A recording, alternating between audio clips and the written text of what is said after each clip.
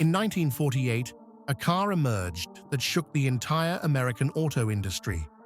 It wasn't from Ford, nor General Motors, nor Chrysler. It was a completely new name, Tucker. And the car carried a strange nickname, the Torpedo. It had a headlight that turned with the steering wheel, a windshield designed to pop out for passenger safety, a crash-absorbing chassis, and an engine borrowed from an aircraft. A car so ahead of its time, it terrified the establishment. But within just 1 year, the Tucker 48 was killed. Preston Tucker was dragged into court. An entire dream was seemingly crushed without mercy. Was this a case of elaborate financial fraud, or a calculated move by giant corporations to crush innovation? In today's video, we'll uncover the truth behind the Tucker 48, a car that could have rewritten American automotive history if it hadn't been strangled at birth. Preston Tucker was an eccentric yet passionate engineer, designer, and entrepreneur. He had worked for Ford and developed armored vehicles and aircraft during World War II. But he was dissatisfied with the state of the auto industry after the war. Tucker believed cars should be safer, smarter, and faster. While the major automakers focused solely on profit and mass production, Tucker focused on people, on the lives of drivers and passengers. In 1946, he announced plans to build an entirely new kind of car, a car of the future. For Tucker, it wasn't just about transportation, it was a declaration, a symbol of belief in technology, innovation, and a more progressive America. To bring this vision to life, Tucker leased a massive former aircraft engine plant in Chicago, over 5 million square feet. He wasn't afraid to challenge every industry norm, from aerodynamic design to safety and production philosophy. Tucker named the project Tucker 48, referencing its planned release year. But the press and public preferred a more thrilling nickname, Tucker Torpedo, evoking speed, sleekness, and disruption. With over $150 million in modern-day capital, Tucker stepped into America's most brutal arena, where one wrong move could shatter even the boldest dream.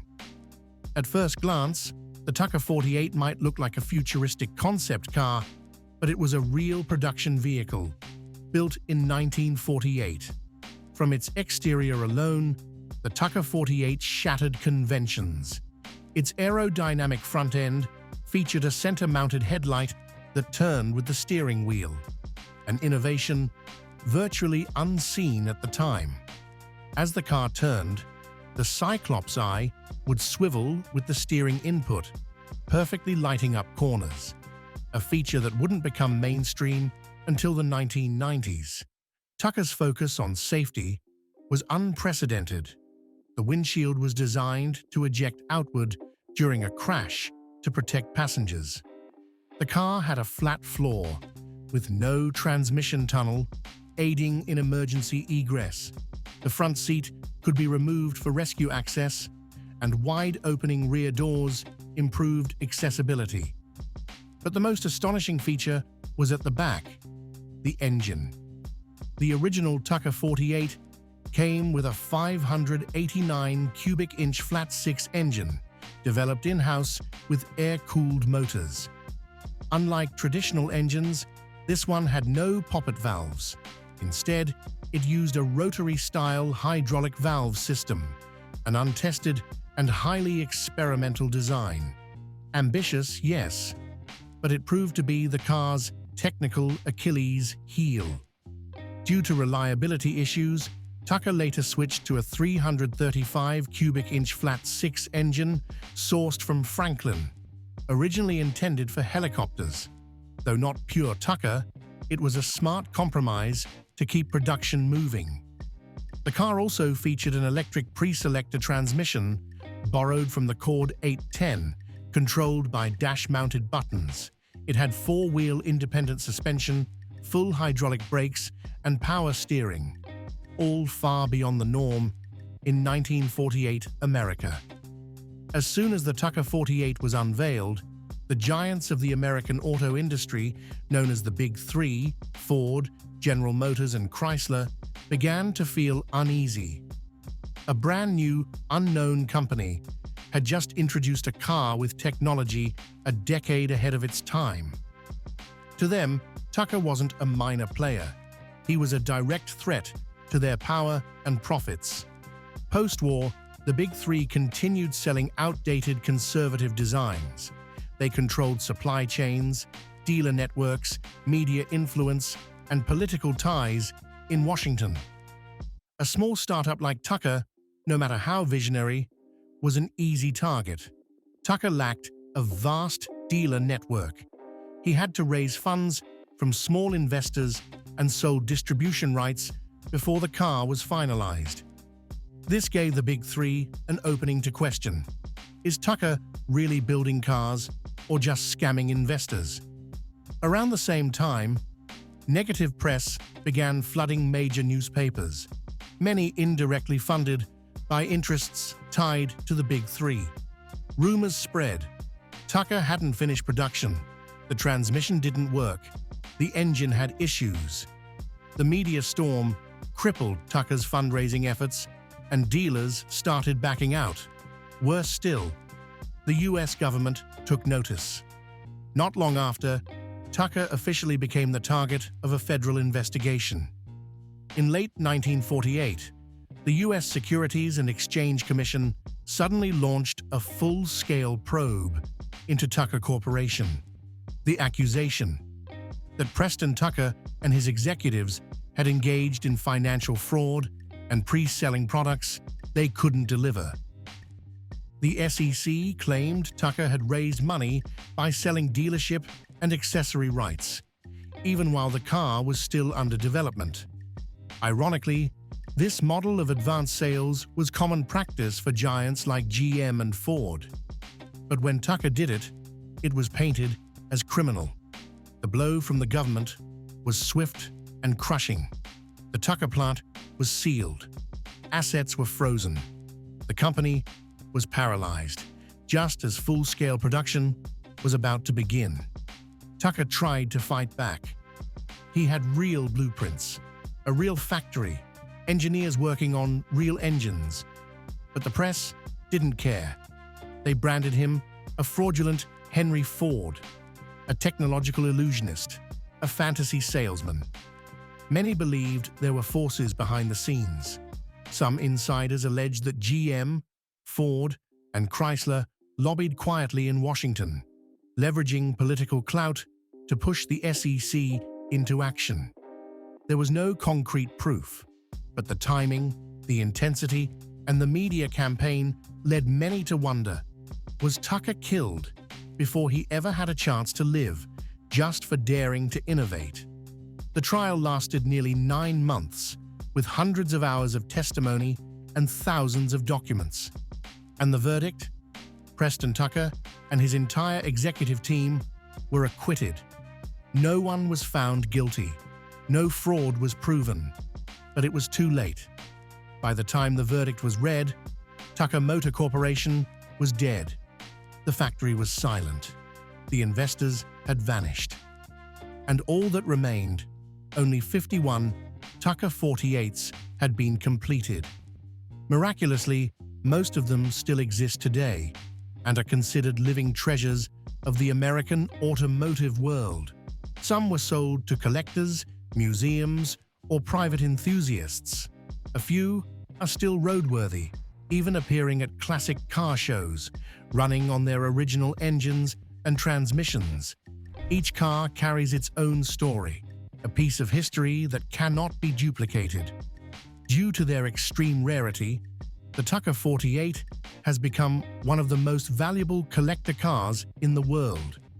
In recent years, original Tucker 48s have sold at auction for over $2 million, with higher prices for examples still equipped with the original 589 cubic inch engine.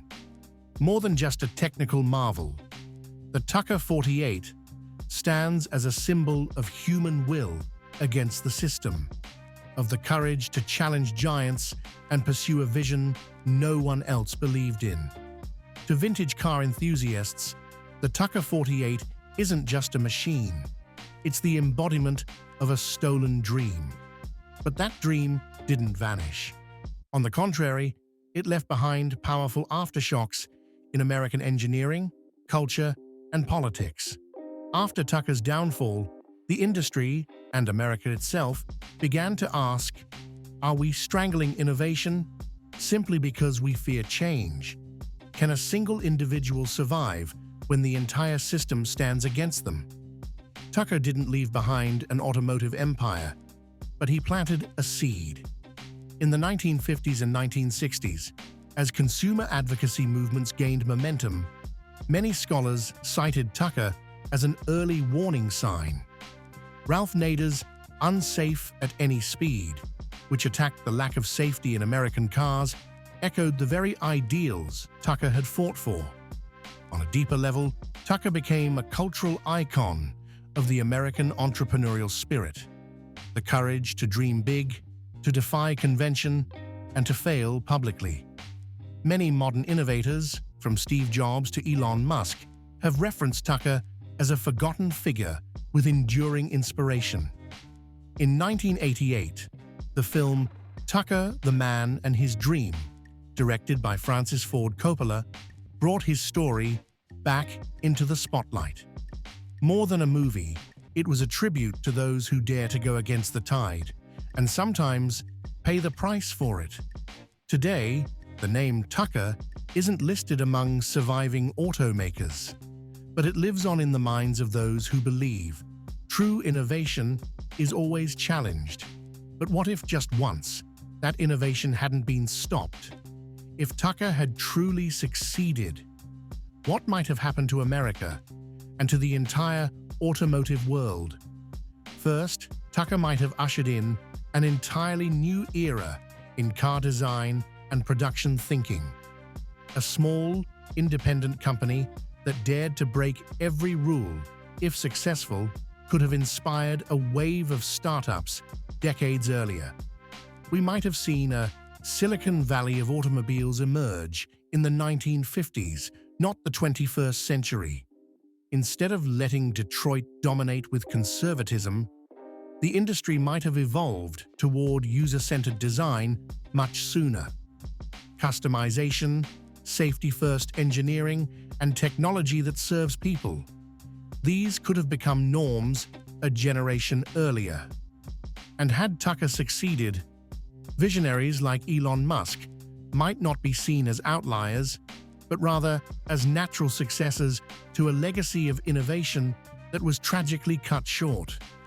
The question, what if Tucker had succeeded, isn't just a thought experiment. It's a test of imagination, a longing for better industry values, and a reminder that sometimes a failed dream can be more powerful than a realized empire. The Tucker 48 wasn't just a forgotten car, it was a dream, smothered before it had a chance to bloom. Preston Tucker didn't just build a vehicle, he challenged an entire industry. Who decides the future, the innovator, or the ones in power? Tucker's story reminds us that great ideas are rarely welcomed, especially when they threaten those who control the system. But that's exactly why they're worth fighting for. If you believe Tucker deserves to be remembered as a symbol of courage and innovation, share this video. Subscribe to our channel to uncover more forgotten stories in automotive history, where every turning wheel once carried a dream that someone tried to silence.